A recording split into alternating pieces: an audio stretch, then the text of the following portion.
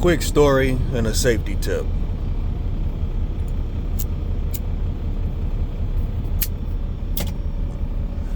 Alright, so the older I get, I'm 45 right now, the more I realize that some of the things that I learned just naturally coming up that have gotten me to this age, a lot of guys don't know, and what we like to call them is kept.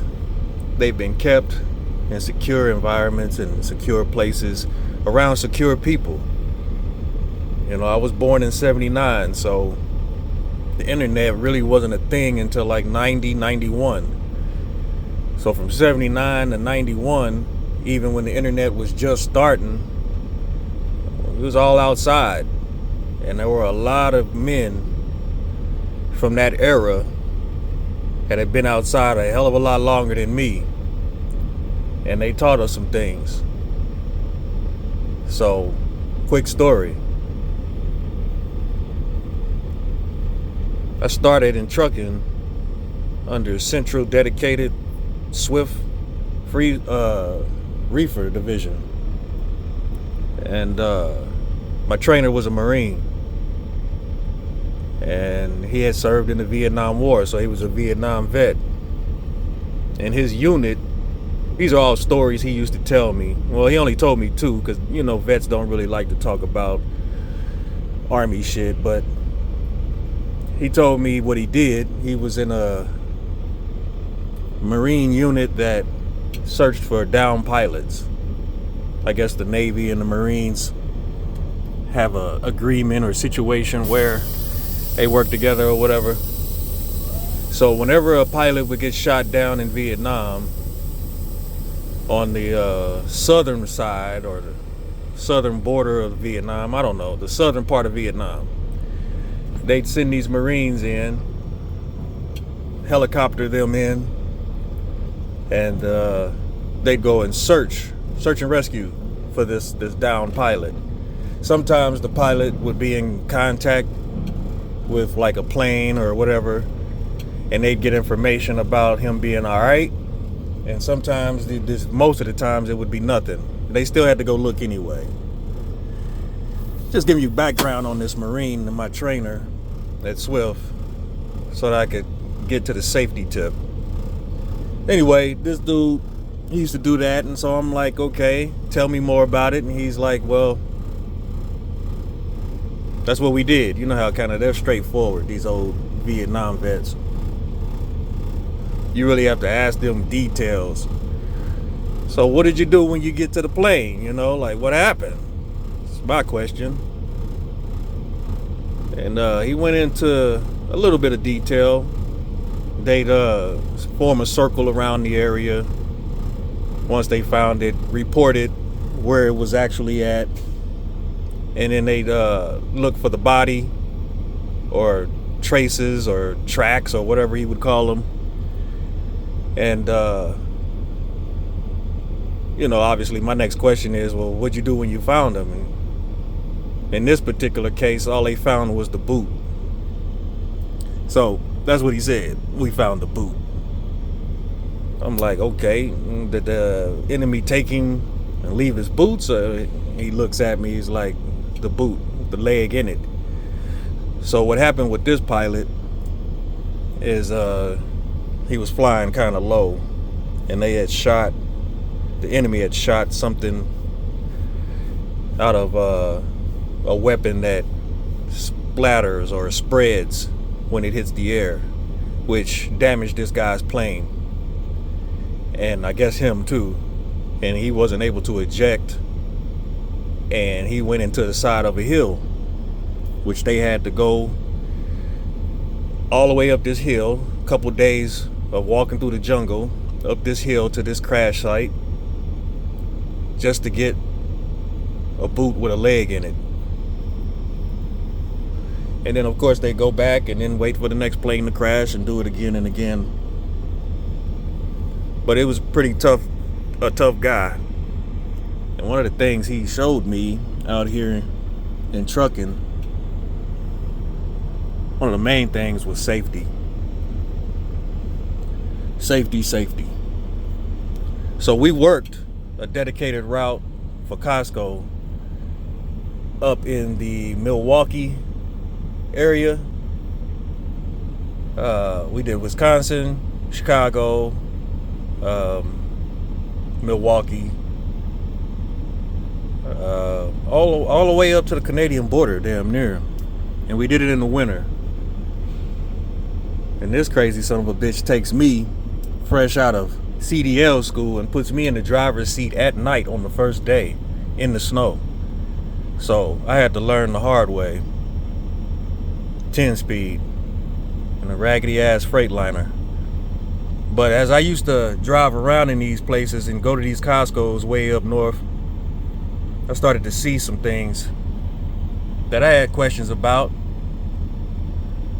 You know, a lot of the guys up there, a lot of the regular people, they wear a lot of Doc Martens, a lot of blue jeans with the Doc Martens tucked in them, big Doc Marten boots, and a lot of number 14s and a lot of number 88s tatted on the hand and neck.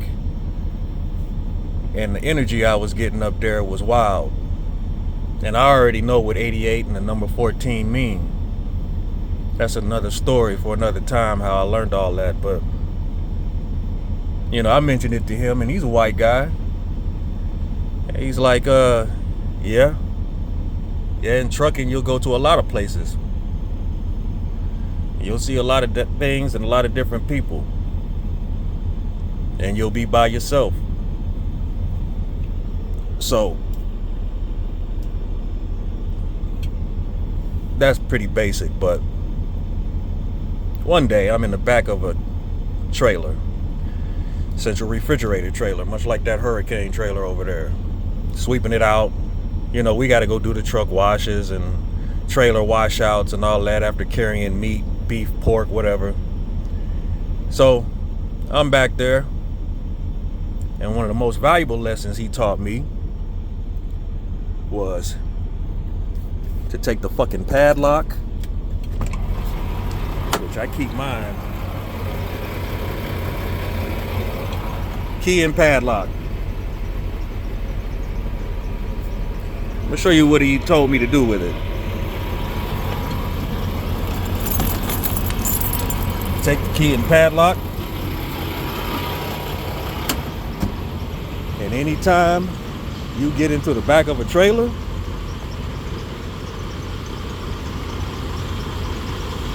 you open up the doors,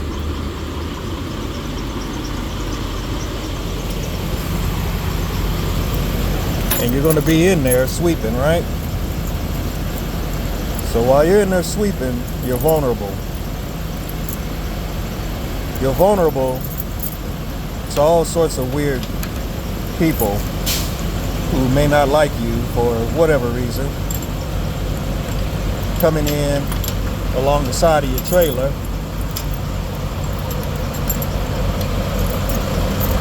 Hold on. And fucking your day up. Now this latch, take this latch when the door is open, and you slide a lock in that sumbitch. These things won't be able to turn and latch the door shut when you've got a padlock on the fucking handle. That's how you get in the back of the trailer. Anything less than that leaves you vulnerable for being in an odd place where somebody can come and simply lock your ass in there. Now, whether it's cold or hot, reefer's on or off, your ass is in there, locked in. And there's no emergency exit latch to get out like there are in restaurant freezers. So you can beat on the damn door and wall as long and as loud as you can and want. The likelihood of anybody hearing you with all the noise, or perhaps you're somewhere where there's nobody else really out there. the likelihood of anybody coming to get you in time is low, a lot lower than it should be. God forbid it's 99 degrees outside and you're in the back of one of these stuffy ass trailers. You may last a day or two before you're completely dehydrated. If you're in a reefer, it can be much worse. They'll lock you in there and turn the reefer on, and then you just expire in the back of a reefer. But he taught me little lessons like that because of the places I was going. Because he knew I was a black male going from the inner city into different places I'd never been before, around people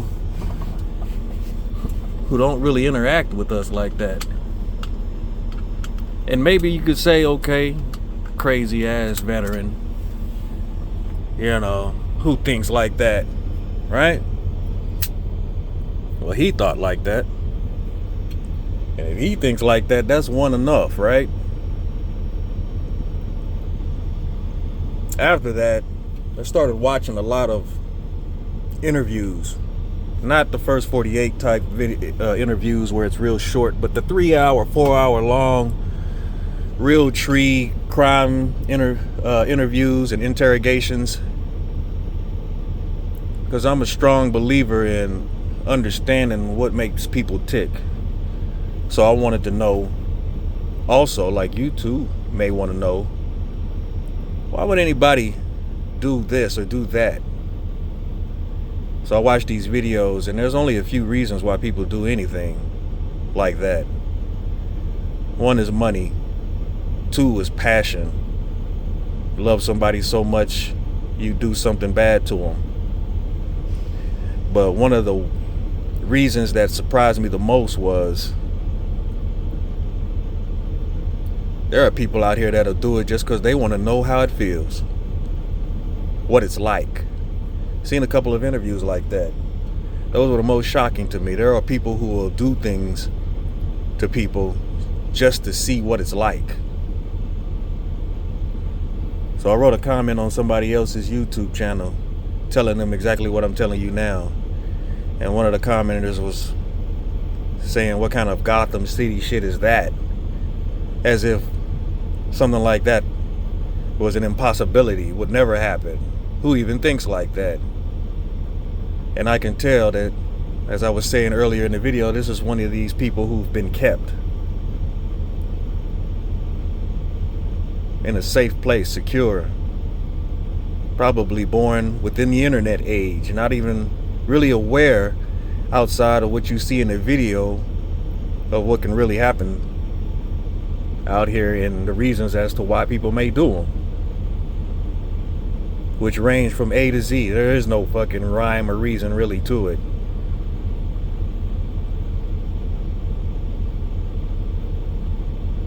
You go in the truck stop, you see everybody in line. One of the things I learned even before meeting a trainer is you don't square up your back to somebody you don't know or trust. So I'm in line, I'm in the back of the line, and I'm looking, and everybody's squared off right in front of me, right? By the time the line moves up and somebody comes behind me, I angle myself so that I can have you in my peripheral. That seems to be basic to me. I don't want a strange man you don't know anything about standing right behind you. Regardless of whether or not he's on the phone or not paying you any attention, you need to be paying everybody some amount of attention. And the reason I know that this is a good tactic is because I can sense when they see me do that, they know why I did it. Which is why everybody should be doing it.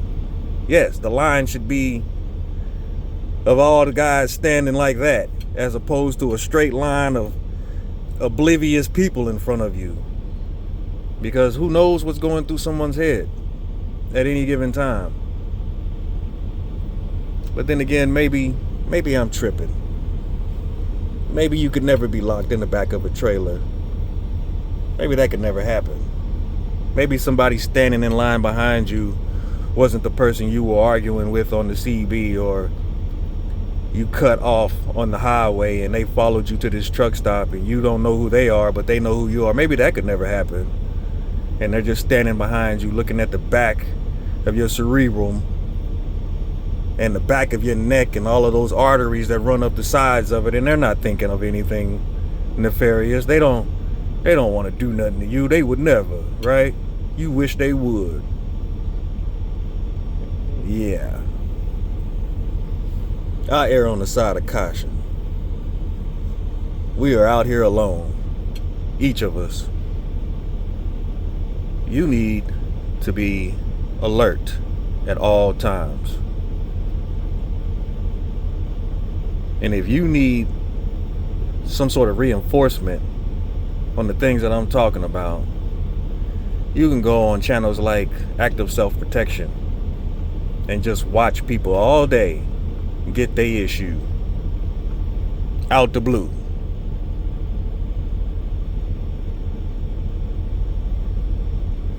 Like this guy. He runs shit. He's telling me to move up just out of the blue. No one knows who the fuck he is. He's not the guy behind me, because he's still getting fuel. Just some random motherfucker who walks across the front of my truck and motions for me to come up to the line, which I'm already at the line. This guy's above the line. This guy obviously has plenty of space.